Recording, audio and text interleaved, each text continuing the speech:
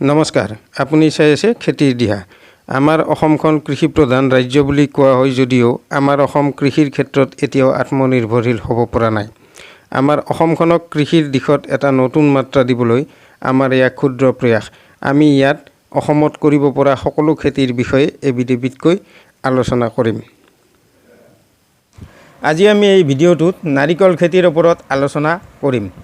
ভাৰতৰ অৰ্থনীতিত নাৰিকলে মুখ্য ভূমিকা গ্ৰহণ কৰে। নাৰিকলৰ তেল, চাবোন, হেয়াৰ অইল, কসমেটিক আদি প্ৰস্তুত কৰা কোম্পানীত ব্যৱহাৰ কৰা হয়। নাৰিকলৰ আহৰ পৰা ৰছী প্ৰস্তুত কৰা হয়।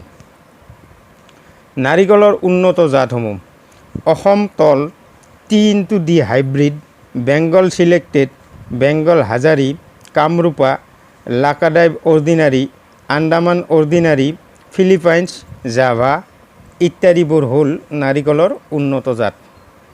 জলবায়ু আৰু মাটি: নাৰিকলৰ খেতি সকলো জলবায়ুতে কৰিব পাৰি যদিও বছৰি 2000 মিলিমিটাৰ বৰষুণ হোৱা ঠাইত ইয়াৰ ফচল বেছি আৰু ভাল হয়। নাৰিকল খেতি সাৰুৱা, উপকূলীয় বালি, বোকা মাটি আদি কৰি প্ৰায় সকলো প্ৰকাৰৰ মাটিতে হয়। নাৰিকল খেতিৰ আদৰ্শ মাটি হ'ল য'ত ড্ৰেইনেজ থাকে, মানে পানী ওলাই যোৱা ব্যৱস্থা থাকে, যাৰ পানী ধৰণ ক্ষমতা আছে, য'ত 2 মিটাৰ গভীৰতালৈ শিল নাই। মাটি প্ৰস্তুতকৰণ: নাৰিকল সাধাৰণতে গাঁত খান্দি ৰোৱা হয়। গাঁতৰ জোখ 1 মিটাৰ বাই 1 মিটাৰ বাই 1 মিটাৰ হ'ব লাগে। মাল্থিয়ন 5% পাউডাৰ 200 গ্ৰাম 7.5 বৰ্গমিটাৰ বীজতলীত আৰু 100 গ্ৰাম ৰুবৰ সময়ত গাঁতত দিব লাগে। লগতে 2 কেজি নিমখ দিব লাগে। বীজৰ বাবে গছ নিৰ্বাচন: 1 নম্বৰ, বছৰত 100টাতকৈ বেছি ফল দিয়া গছ হ'ব লাগে। 2 নম্বৰ, গছজোপাৰ বয়স 20ৰ পৰা 25 বছৰৰ বেছি হোৱা প্ৰয়োজন। 3 নম্বৰ, গছজোপাৰ মুকুটটি ভালদৰে শ্ৰীবৃদ্ধি হ'ব লাগে আৰু আৱশ্যকীয় সমান্তৰাল পাত থাকিব লাগে। 4 নম্বৰ, ছেপ্টেম্বৰ-ডিচেম্বৰত পুৰঠ হোৱা ফল বীজ হিচাপে ব্যৱহাৰ কৰিব লাগে। পুলি নিৰ্বাচন: এবছৰীয়া পুলি ৰুব লাগে। 5-6টা পাত থকা আৰু সোনকালে মেল খোৱা পুলি ৰুব লাগে। পুলিটিৰ গুৰি মোটা হ'ব লাগে। পুলিৰ ব্যৱধান 7.5 মিটাৰ বাই 7.5 মিটাৰ। শাৰী বাই গছ। পুলি ৰোৱাৰ সময় মাৰ্চ-এপ্ৰিল আৰু ছেপ্টেম্বৰ-অক্টোবৰ। নাৰিকল খেতিত সাৰ প্ৰয়োগ: প্ৰথম বছৰ ইউৰিয়া 300 গ্ৰাম, ছুপাৰ 500 গ্ৰাম, পটাছ 350 গ্ৰাম। দ্বিতীয় বছৰ ইউৰিয়া 600 গ্ৰাম, ছুপাৰ 1 কেজি, পটাছ 700 গ্ৰাম, শুৱগা বা বৰাক্স 25 গ্ৰাম। তৃতীয় বছৰ ইউৰিয়া 900 গ্ৰাম, ছুপাৰ 1.5 কেজি, পটাছ 1050 গ্ৰাম, শুৱগা বা বৰাক্স 25 গ্ৰাম। চতুৰ্থ বছৰ ইউৰিয়া 1200 গ্ৰাম, ছুপাৰ 2 কেজি, পটাছ 1.4 কেজি, শুৱগা বা বৰাক্স 25 গ্ৰাম। পঞ্চম বছৰ urea 1.5 KG, super 2.5 KG, potash 1.75 KG, শুৱগা বা বৰাক্স 25 গ্ৰাম। এই সাৰ বছৰত দুভাগ কৰি দিব লাগে, এভাগ মাৰ্চ-এপ্ৰিলত আৰু বাকীখিনি ছেপ্টেম্বৰ-অক্টোবৰত। ষষ্ঠ বছৰৰ পৰা পঞ্চম বছৰৰ জোখত সাৰ দিব লাগে। সাৰ ৰিং পদ্ধতিত দিব লাগে।